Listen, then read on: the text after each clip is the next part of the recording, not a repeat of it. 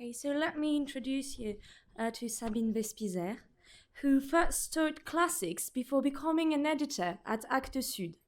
Then she became director of the Librio collection at Flammarion. In 2001, she created her own publishing house, Sabine Wespieser Éditeur, which publishes about 10 French and foreign fictional works per year. To date, the company has published nearly 200 titles and was awarded the following important prizes: the Prix Féminin Étranger in 2006 for L'Histoire de Chicago May by Nuala O'Faolain. Sorry for the pronunciation for the Irish-speaking people here. The Grand Prix des Lectrices de L in 2007 for Terre des Oublis by Zhuang Thu Huang. And sorry for the pronunciation again. The Prix Féminin 2014 for Bain de Lune by Yannick Lins. The Prix des Libraires and the RTL Lire Prize in 2015 for Amour by Léonore de Recondo. The Prix Orange and the France Bleu Pages, Page des Libraires Prize for Avant que les ombres s'effacent by Louis-Philippe d'Alembert. The Version Femina Prize in 2019 for Tristan by Clarence Boulet. And the 2019 Prix Femina for Edna O'Brien's whole work. She published Les Lanceurs de Feu in 2021 and will publish Les Ravissements in 2023. Today, Sabine will share her experience and we talk about l'éloge de la traduction.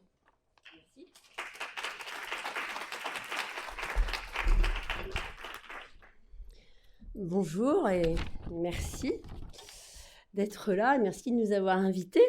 As you told it, I'm publisher and an editor. Used to be an editor first. An editor is the person responsible for the text and decided to become a publisher.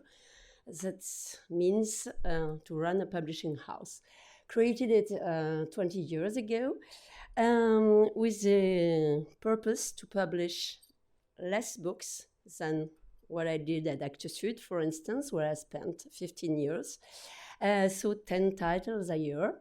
I'm publishing French and foreign fiction, as I consider that fiction for me was always the main way I learned everything about the world and about history.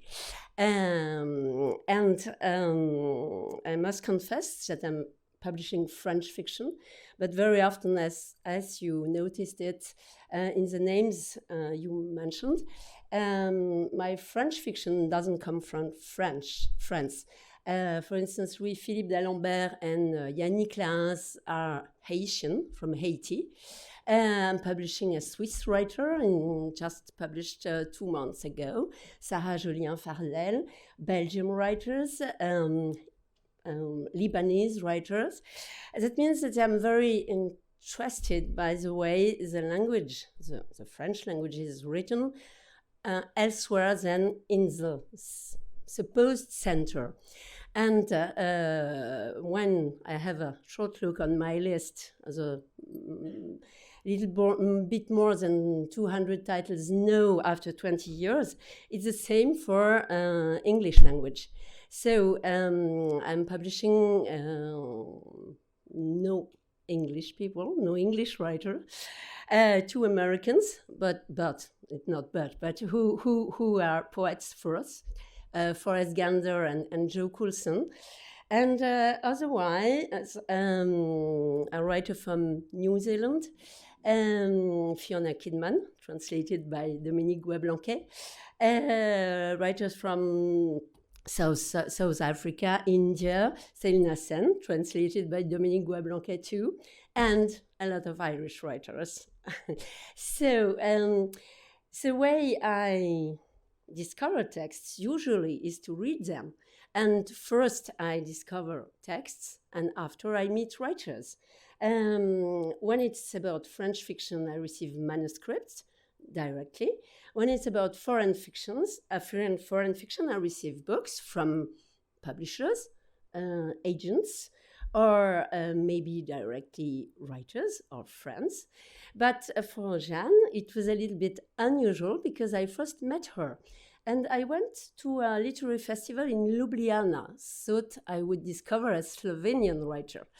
But at a party at the British Embassy, I met Jeanne, and we had a long chat about the Irish writers I'm publishing. She obviously knew them, or knew all of them.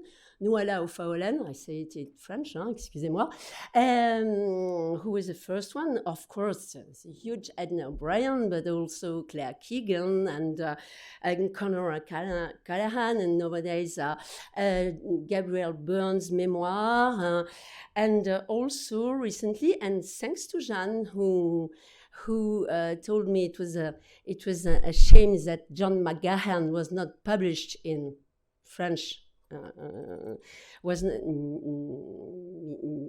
He has been, excusez-moi, he has been published in the 90s, but is not published anymore. So I republished John McGahern. So I have a big Irish list.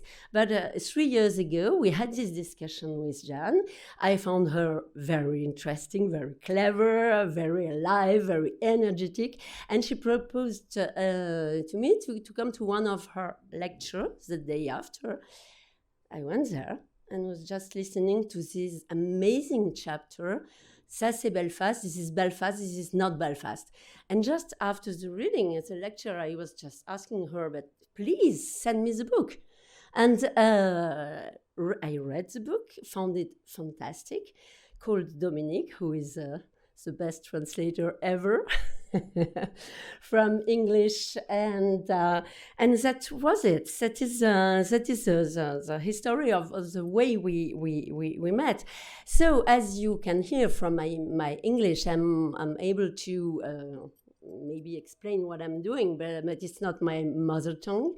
I'm able to read books in English, reading books in English, and I'm able just to know if I will be able to share my enthusiasm with the people with whom I have to share my enthusiasm. I mean, for me, it's booksellers, essentially, and also journalists and judges from literary prizes.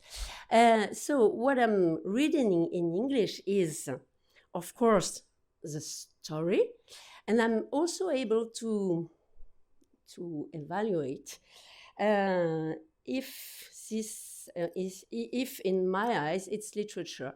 I will quote Claire Keegan, who is saying that a writer is somebody who is able to de maîtriser, master his or her sentence, his or her paragraph, construction, and chapter and construction. And this I'm of course able to see it when I'm reading English.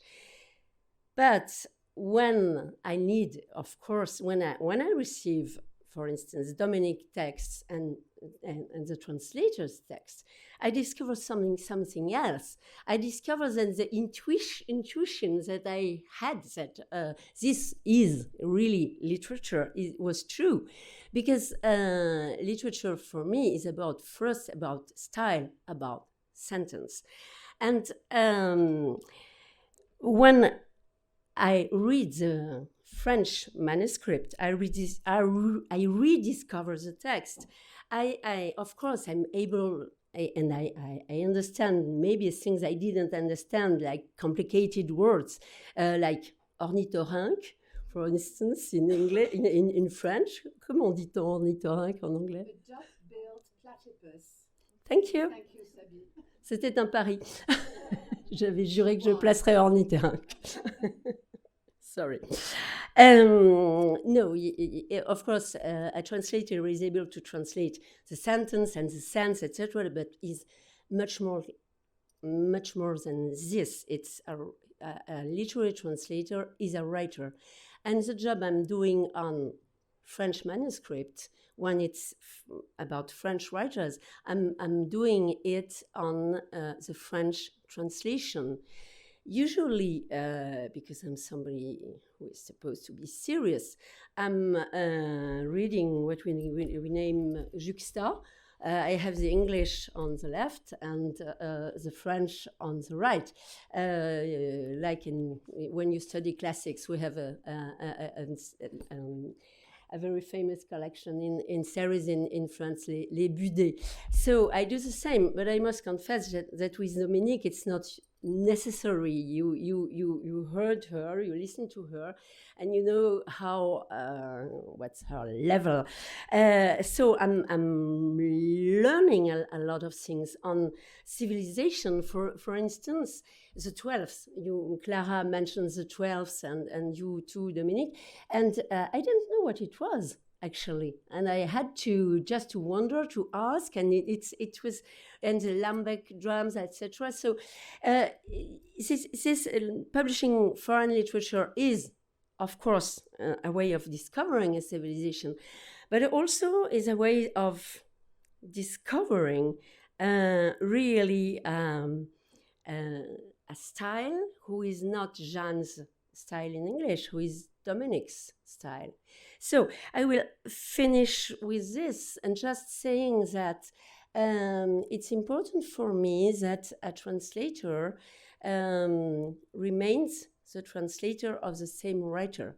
It's not always possible because sometimes the translator has a lot of things to do, etc.